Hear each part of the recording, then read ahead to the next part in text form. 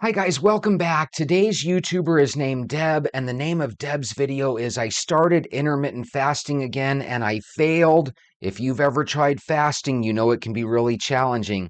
I hope you enjoy this video and I hope you weigh in. I am 59 years old. I'll be 60 next year. 60. 60. Where did the time go? I don't know. But it's so important to keep getting back on track with your health. If you're like me and you mess up sometime, you slip up and you're like, you just got to get back on track. You have to keep getting back on track because that's so important.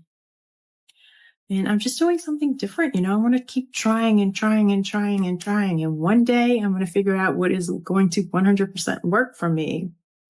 And that's really the beauty of the journey is you may slip and fall and you just keep getting back up. And one day you're going to discover what really works for you.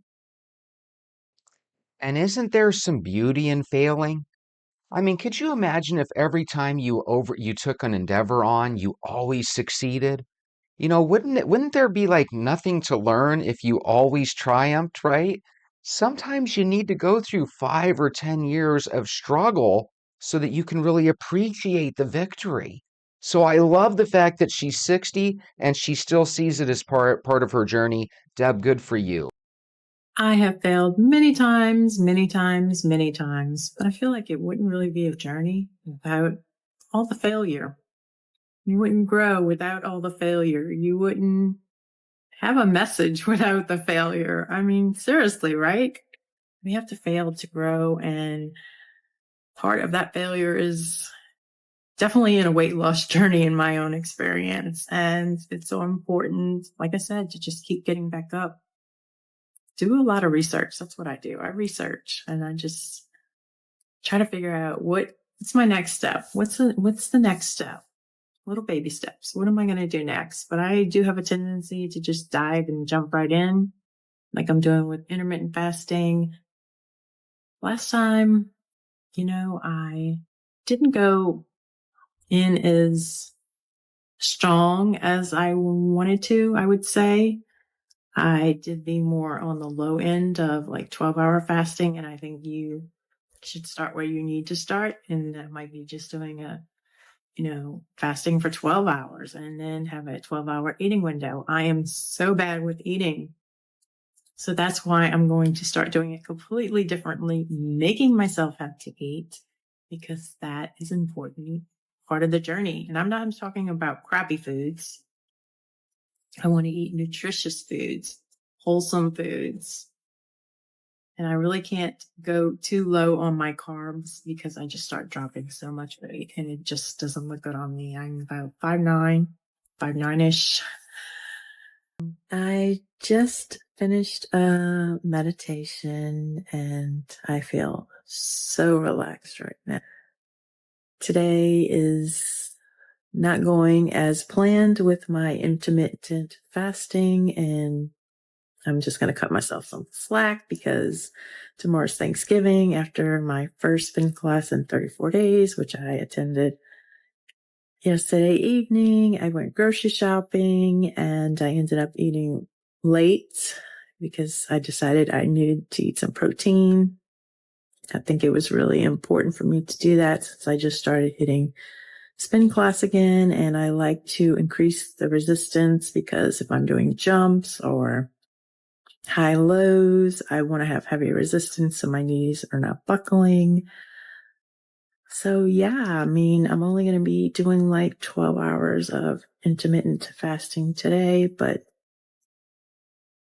that's where I am. And that's what it is. And I'm going to have to be okay with that, and don't beat yourself up when things don't work out like you plan.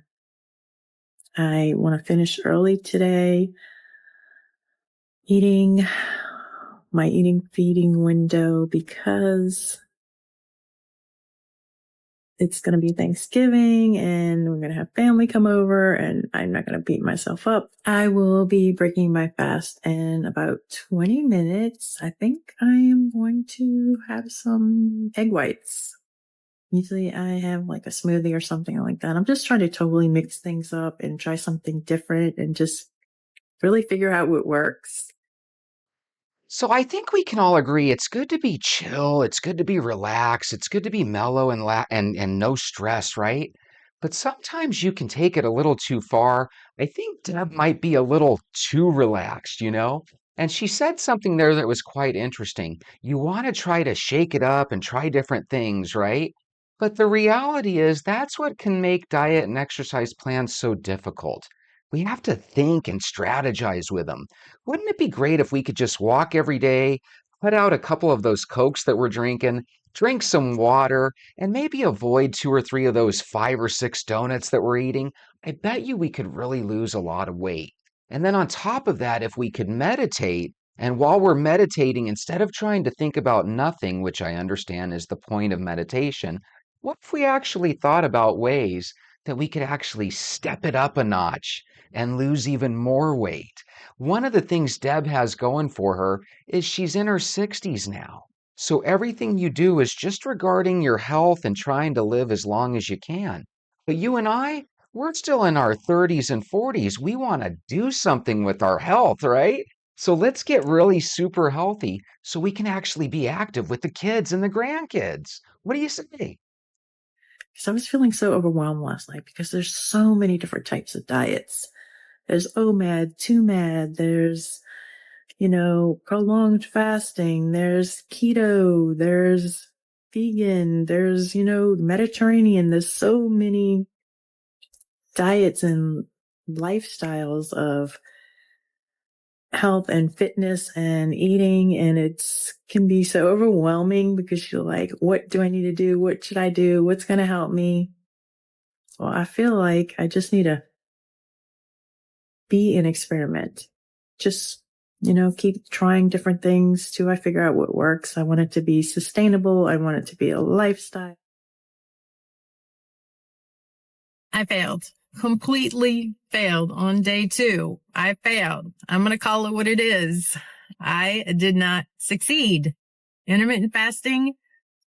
No, it did not happen for me. It's just like planning Thanksgiving and cooking and all that jazz. And I messed it up. So again, sometimes you can be mellow and you can go in with the right intentions and it still doesn't work. Here's what I love about Deb, and I hope you love it too. She's got a smile on her face and she's not going to let it ruin her life, right? Back to the lab again. And that's what I want you to think about every time you fail with a diet and exercise plan. Don't think I'm retiring from this diet and exercise thing. Think back to the lab again, because eventually you are going to find a plan that works for you. And if you can hear my voice, I think you might have found the plan. We like to walk every day, we like to drink a lot of water, and we like to avoid sugar. And when you do those three things, you can't help but lose weight. And if you want to start now, now is the best time. Go get your shoes. Let's go for a walk.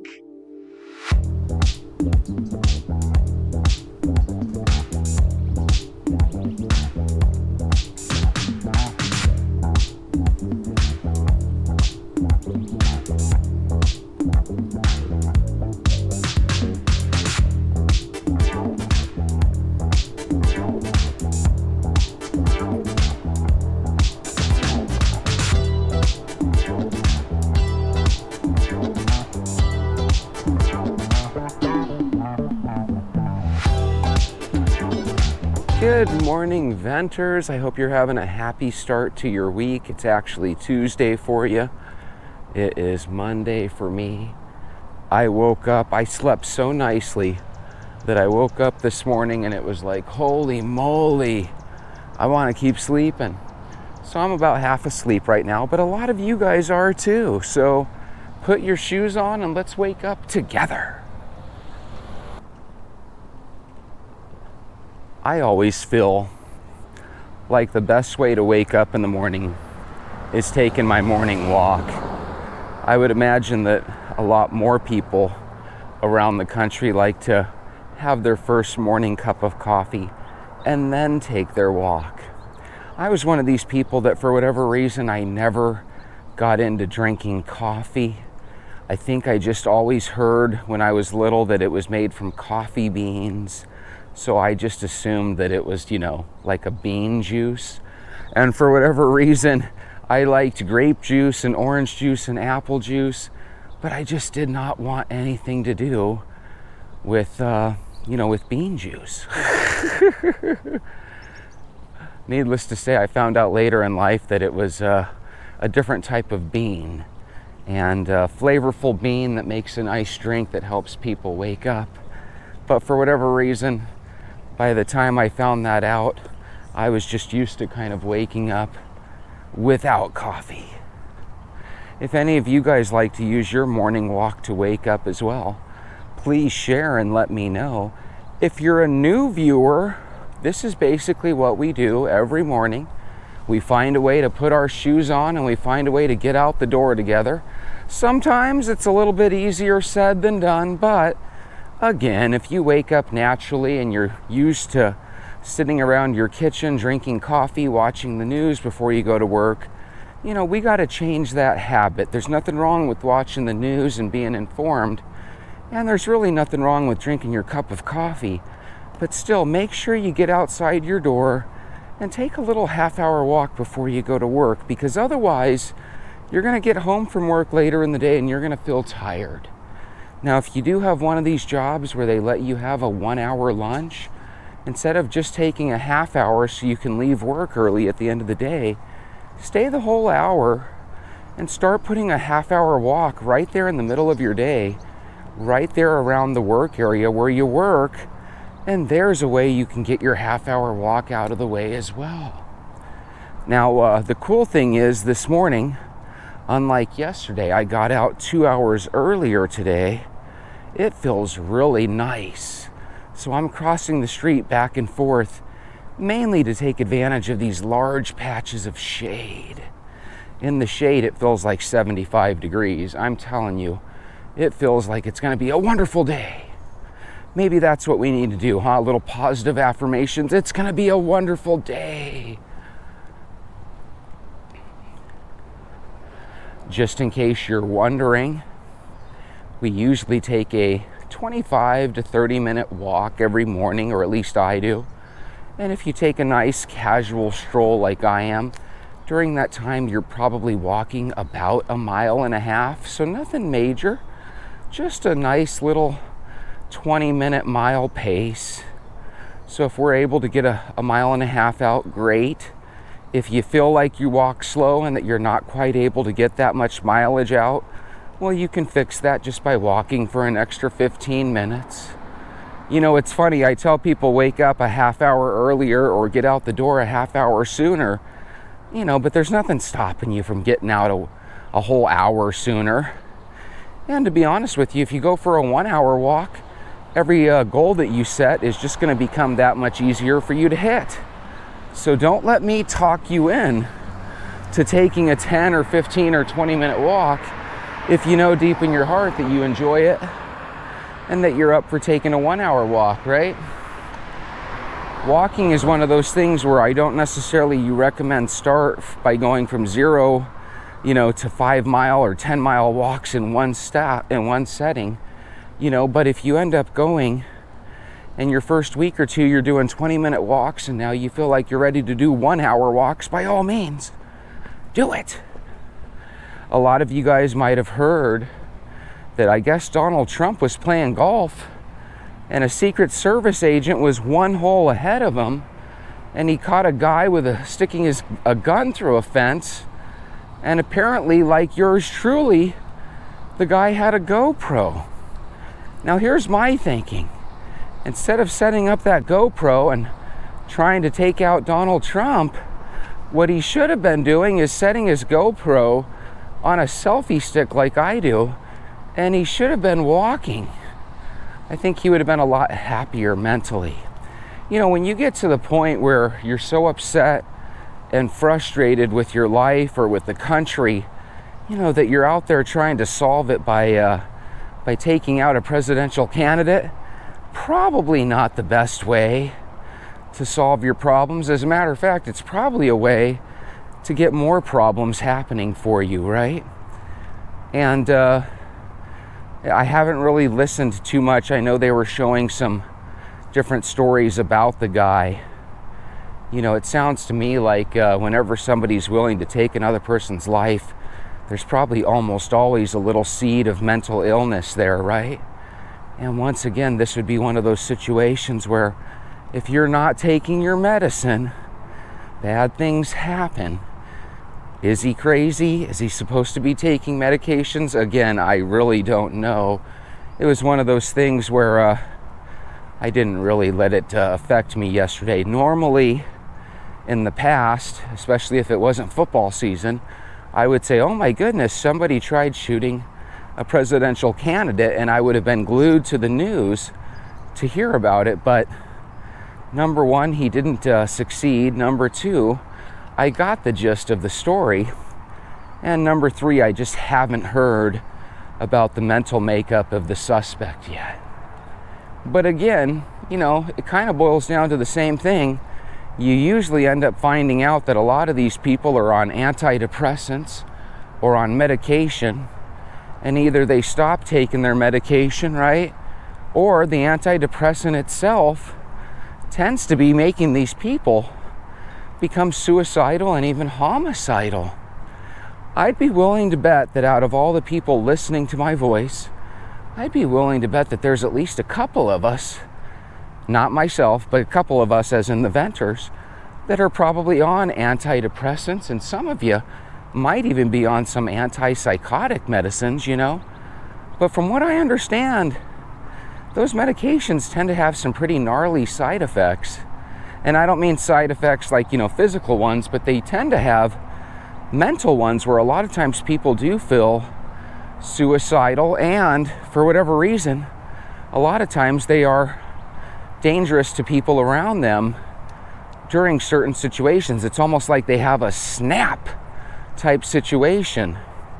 I have some family members that are on antidepressants, and you want to make sure that everybody's safe, and you don't want to tell people, hey, get off those medications, because I'm sure their doctor told them to be on these medications. But when you hear other sources talk about how it seems like a lot of these school shooters and a lot of these people that are in the news for doing these horrible things, a lot of times you end up finding out they're on these very antidepressants. So here's a question I have for you, venters. What are your thoughts on that? I'm sure you heard the same stories I have. For some reason, these antidepressants that we've been prescribing by the tens of thousands every single month and by the millions over the years, apparently, while it does help some, it does lead others to do some pretty heinous things. When you have a situation where a husband takes out his whole family, right? Or a wife takes out, the whole set of kids that she has, and then you find out that they're on these medications, it's kind of a scary situation, because if you take all these medications away, I've talked about this when it comes to my Uncle David. He was a schizophrenic. And when he had medicine, he was like a decent person that you could hang out with and you could communicate with. He was a little zombied out. His medication did make him a little robotic, but at least he wasn't crazy. Fast forward a couple of moments into his life, and he would ditch that medication because a lot of times the medication makes them feel so normal, they start to feel like they don't need the medication. So he would stop taking his medicine, and literally within 2 or 3 days, you would all of a sudden feel like you were in the presence of a crazy person. So when we talk about taking medicines away from people because it might make 1 or 2 people out of 1,000 suicidal or even homicidal, it's challenging, because you take away that medication and all of a sudden you have 1,000 people that are really depressed, that are really blue. In the case of my Uncle David, they start to get really kind of, I don't know if violent's the word, but crazy, And again, it's not something you can play with, because if you're talking to a group of 100 people, you're probably talking to 20 people that are on antidepressants, another 5 or 10 that are on some sort of anti-psychotic or anti-this or that and the other. And then out of the other people, if they're not on any meds for their mental health, A lot of times they're on medications for other physical ailments. So why do I bring this up? When we're in our teens and our 20s, 95% of people, other than asthma medication, are usually medication free. There's nothing that we're taking. Most of us that we grow up with, most of the kids we grow up with, seem relatively normal during the elementary, middle school, and high school, situation where you're in their presence. I'm sure we all had this, right? There's one or two kids that are a little violent or quick to fight, but they don't necessarily come across as mentally ill or crazy. Now fast forward 10 years, you're 28 years old, you get ready to go to your 10-year reunion. You don't know this yet, but when you go to your reunion, there's a good percentage of those kids that are no longer, just fun-loving kids that all seem normal. There's a handful of them that are medicated, and that's why they still come across as normal. There's a handful of them that aren't diagnosed yet with their mental illness, and so they just sit quietly at the reunion, right, looking a little crazy in the back of the rooms, and you just don't know. What happens to us, though, during that 10 or 15 year period after high school? What makes us all go crazy? Is it that we find out that, that maybe our parents were more successful than us? Because I'm sure some people figure that out. Do we realize that we chose the wrong career path after high school, going into college or going into the trades? Or maybe when I was young, we didn't necessarily go into either. You just started working. There's a lot of things that go into what makes up our mental makeup. What I would do with every single person in the country is I would create a situation where, starting in elementary school, we would start taking mental walks.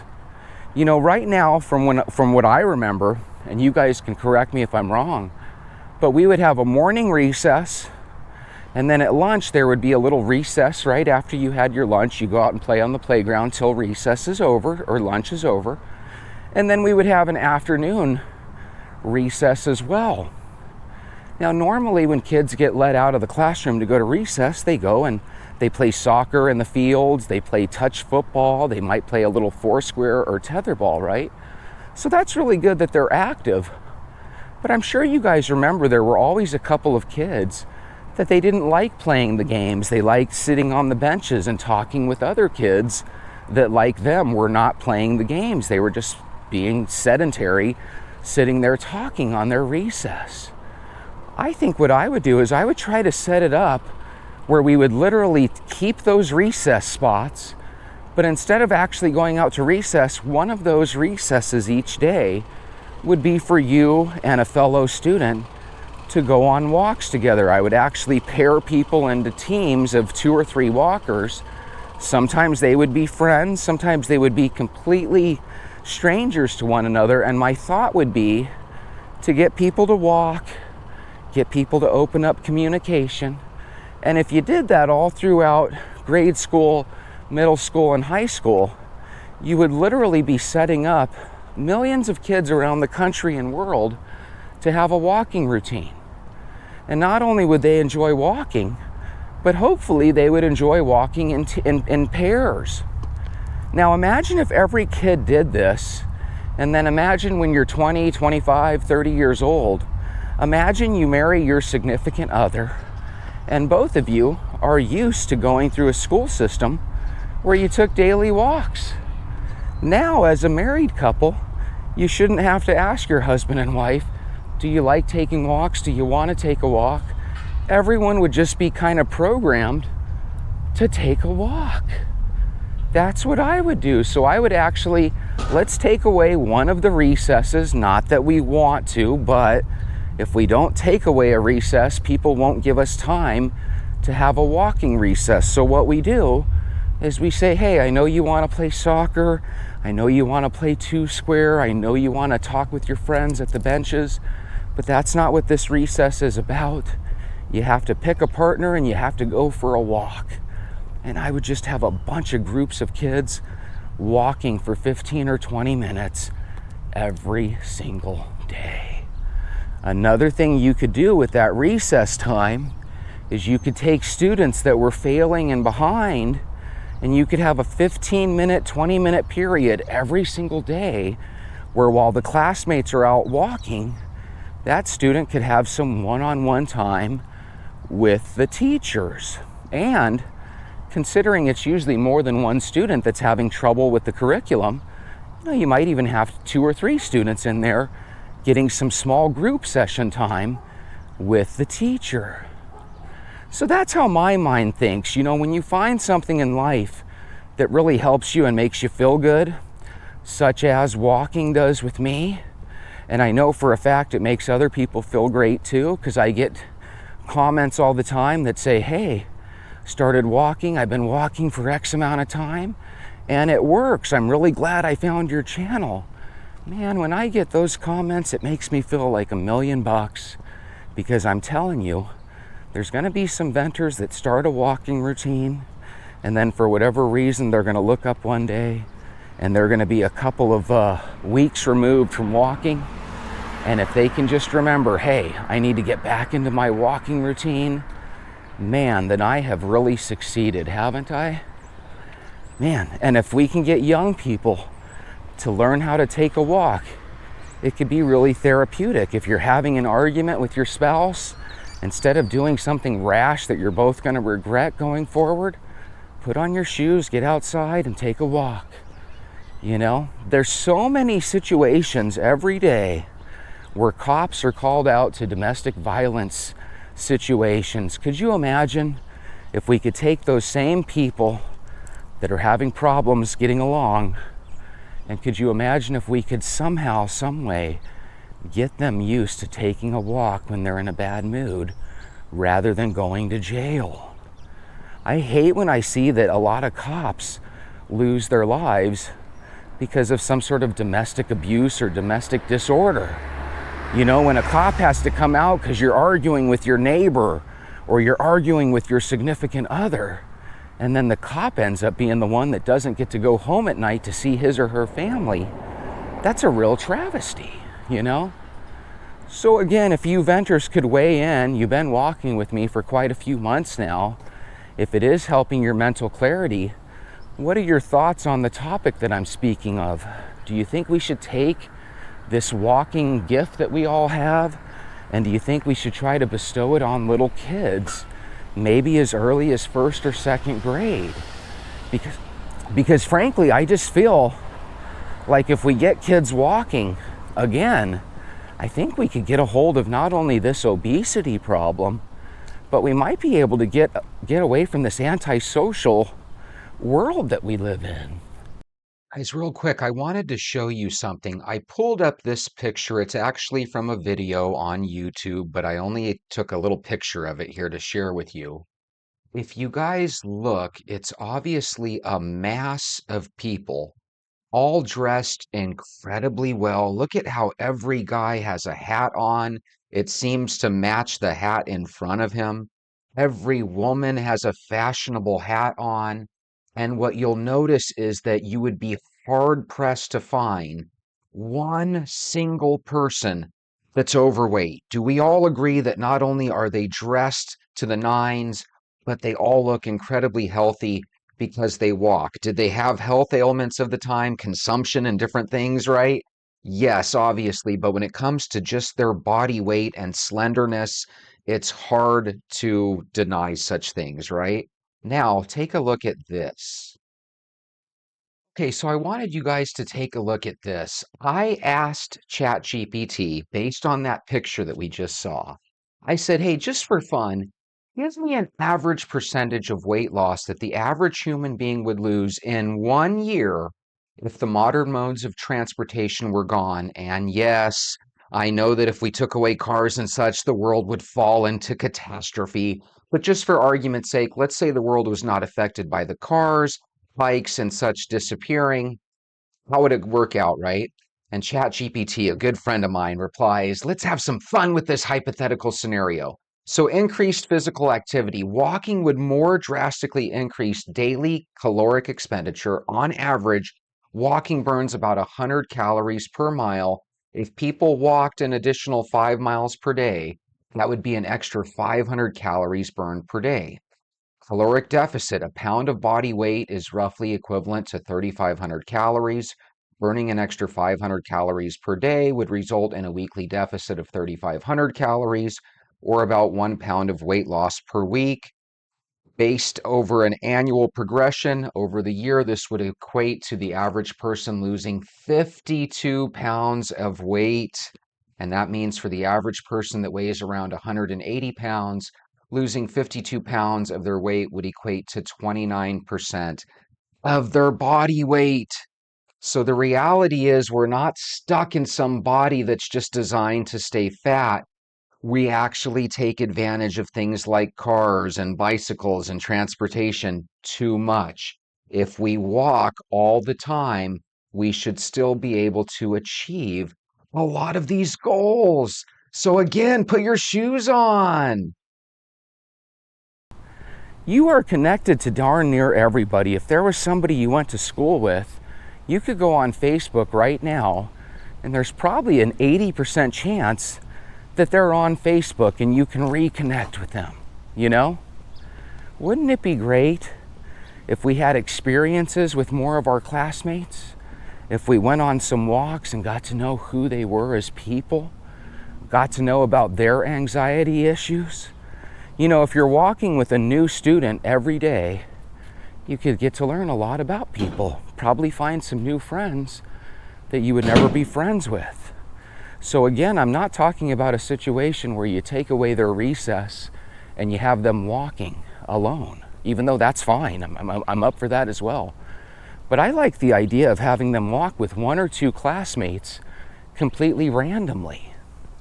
Because then what you have is a situation where kids that would most normally never get a chance to be friends could potentially end up being lifelong friends. And if you have somebody in your neighborhood that you go to school with and you've been walking with them at recess for years, well, there's your walking partner as you enter into adulthood. I think right now we have a situation where a lot of people gain the freshman 15, but nobody ever talks about that reason. Is it because we turn 19 and our bodies change, or is it because we turn 19 and our schedule changes? I would argue that it's the schedule change. What do you mean, Jetchy?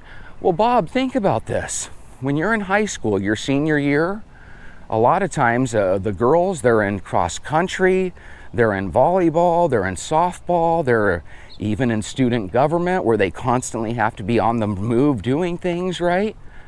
As we get older into college, all of a sudden, most of us aren't on the college athletic team.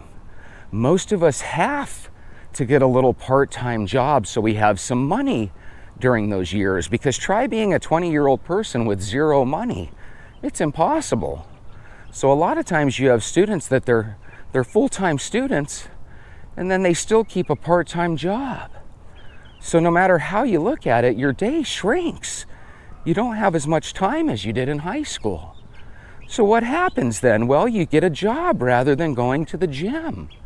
Rather than being active and playing sports after school, you're trying your best just to keep your GPA up and make sure that you pass your courses, right? Teachers that used to be over your shoulder, helping to make sure that you understood the curriculum, they're replaced by a college professor that's just hoping that you stay up with the rest of the class. You have to kind of learn to teach yourself. You have to learn how to go through your materials and learn something that maybe you didn't pay attention to when it was being spoken about in class. The teacher doesn't really care if you pass or fail. It's kind of a business. Now that's not me putting down the colleges.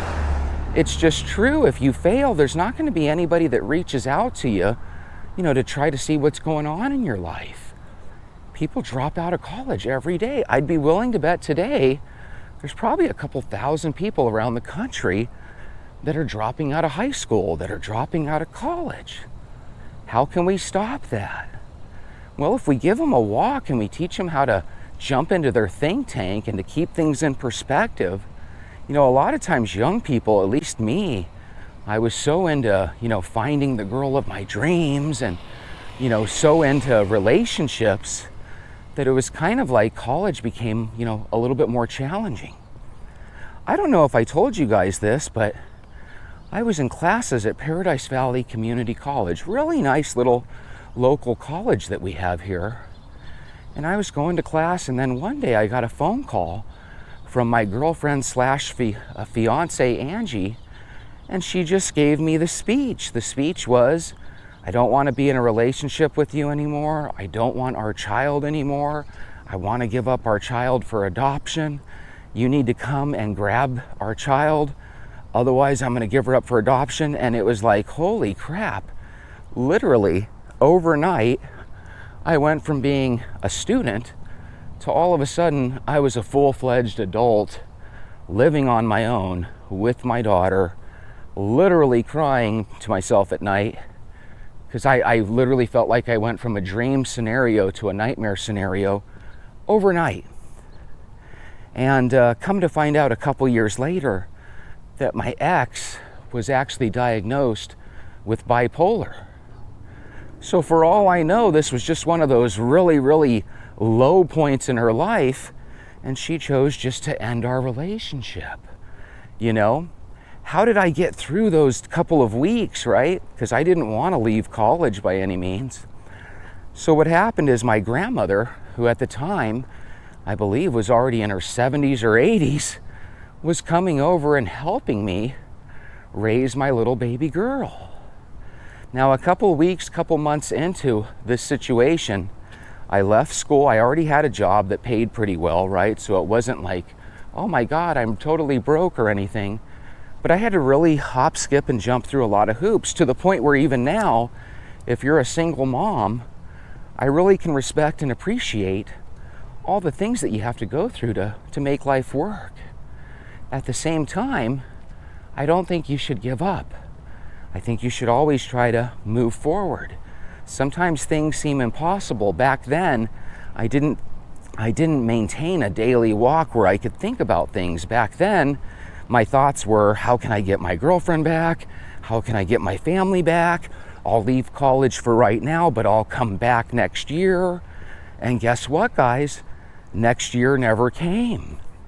Now, 2 or 3 years later, I went to Glendale Community College.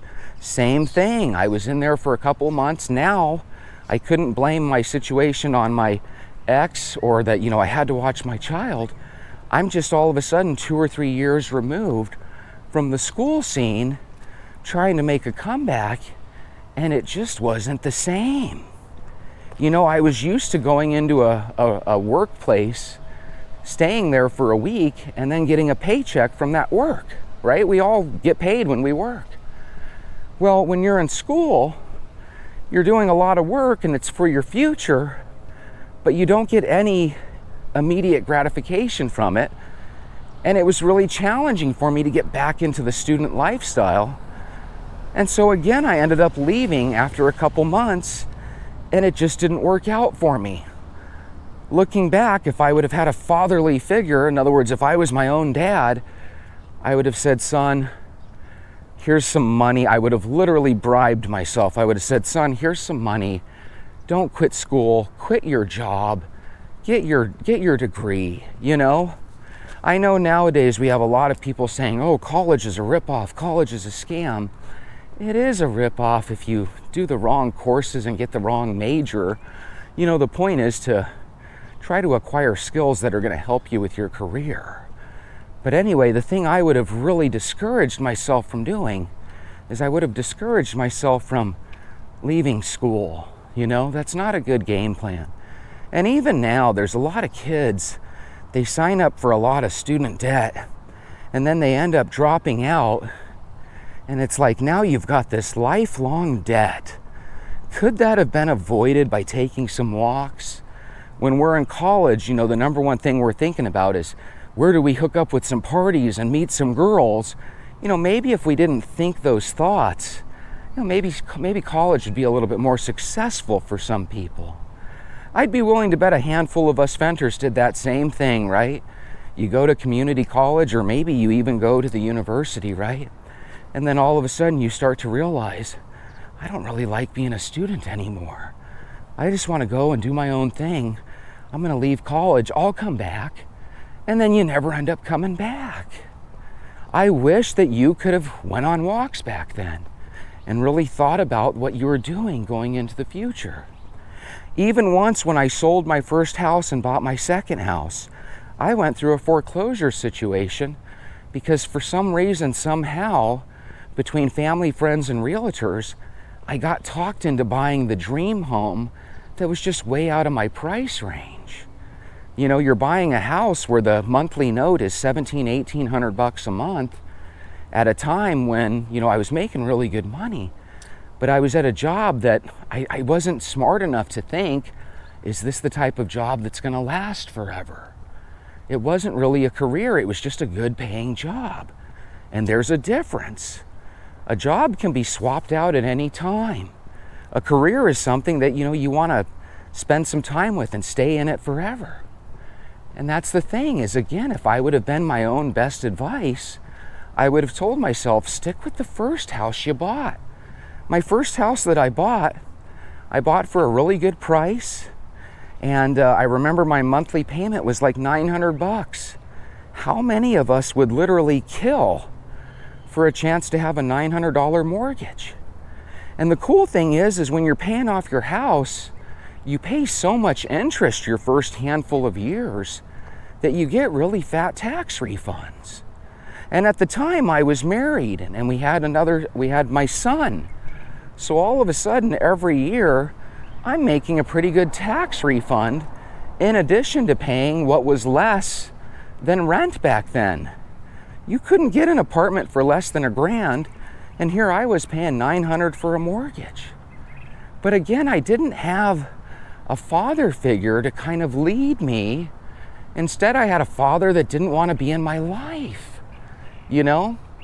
And now I have a son that's actually making a lot of the same mistakes that his dad did. But instead of me being able to be in his ear, say, hey, go down this path instead of this one, you know, he's choosing to not be in my life. So it creates a situation where, you know how it is, everybody has to make their own mistakes. They can't learn from the mistakes of others. If you're capable of having empathy, putting yourself in other people's shoes, and learning from their mistakes, it could save you hundreds of thousands of dollars and a lot of headaches. So what I want you to do on your walk today is I want you to jump into your think tank and revisit some of the problems that you've been trying to avoid. Because when you walk, you get your heartbeat going, you get your mind stimulated, and you should be able to come up with some solutions. Have a beautiful day. I'll see you tomorrow.